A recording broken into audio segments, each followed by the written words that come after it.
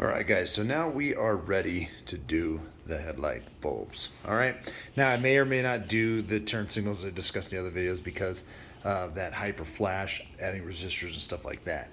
Those type of bulbs that already have a built-in CAN bus, they're about $40 a set for the blinkers. Now remember, that's just a marker lamp and a blinker, and although we want to see that, those are still already pretty bright.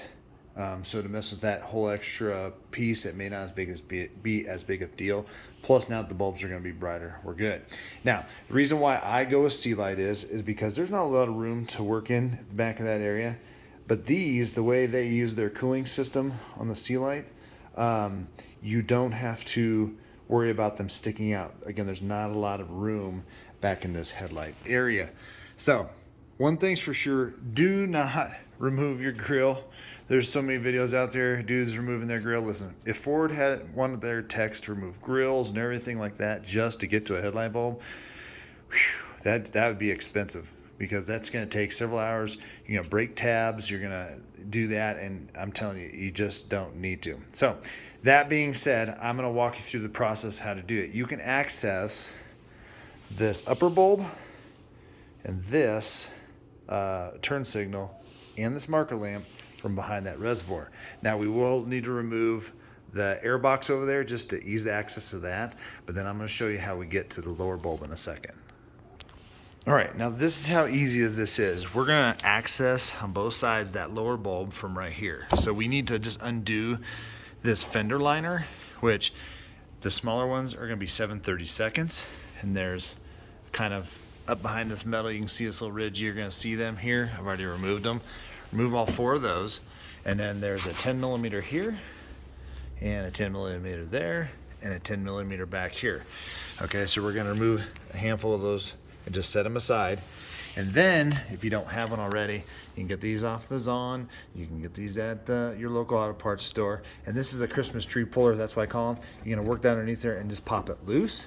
Don't try and use a screwdriver, because it's just going to jack it up. Once you get in there, though, it's going to be very hard to see, but that is the back of the bulb. You'll need to use a little squeeze tab and pop that loose, okay? Now on this upper one, same thing. All we did was we undid the connector from the back of the light, twisted it counterclockwise, pulled the bulb out, and did that again. Now again, like I've said numerous times before, don't touch this with your finger. If you wanted to go back to your regular bulbs, or this made the auto high beam feature not work right or whatever, as long as you don't touch that, you're good to go. You can come back and swap those out. So I'm going to get that lower bulb pulled out and then get it swapped in with the new one. And then I'm going to show you how bright these are compared to the OEM ones. All right. So it took about 6 to 7 minutes to unscrew all of these and set them aside. It took about 2 minutes. I did lay on the ground just to get more like hand leverage to take it out. Just the way my right hand was working counterclockwise underneath here, I went underneath. It worked better. Top bulb took just a few, I don't know, minute and a half, 2 minutes. And then look how bright the light is coming out of those bad boys compared to this. I mean, you can even see on the wall here how bright that is in comparison to this. No need to aim them or anything like that. But what I do like about this is you can still see your amber for your turn signal, but substantially brighter. And then once we've already done the fog lamp, there's a separate video on that. And I'm going to do a separate video on the left headlight, or the passenger side headlight, because that one has the removable air box. So we're going to do that separately, because otherwise this video would be substantially longer. So it takes 2 bulbs per side, and I've had good luck with the sea light scope arc. I think these were $25 a piece. There is the number for them. They are H13s. Do not get the H12s. You'll need the H13s. And I'll put a link in the description on how to do that, but it's the same size or same number for each side. You'll need 2 boxes. And again, if for some reason you need extra like little resistors and whatnot, like if it throws a code for some reason or they flicker, then you can reach out to Sea Light and they will send those out to you for free. They also supplied double-sided tape. If you want to double-sided tape those little resistors that are already on there, you can.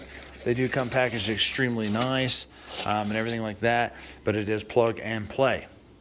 And then once I get the other side in, we'll do the drive around video of this probably tomorrow. So you can see what this looks like driving down the road and stuff. I expect this to be 100% brighter. I mean, these headlights are so much brighter than the OEM ones, and the light is just so much more crisp. Like, I can pretty much stare into those, and it's not a knock on those regular halogen bulbs. It's just that this is gonna make the truck even look that much more just up to date and sexy and stuff like that. So once you get done, just make sure on this side you feed this little piece back around here, line up all the holes, tighten it back down. You don't have to over tighten these pieces. They're just those little like pressure clips that are on here. So get them tight, get that fed back up in here. But this is going to be the driver's side LED headlamp replacement, or sorry, headlamp bulb replacement. Do hit subscribe, hit the notification bell.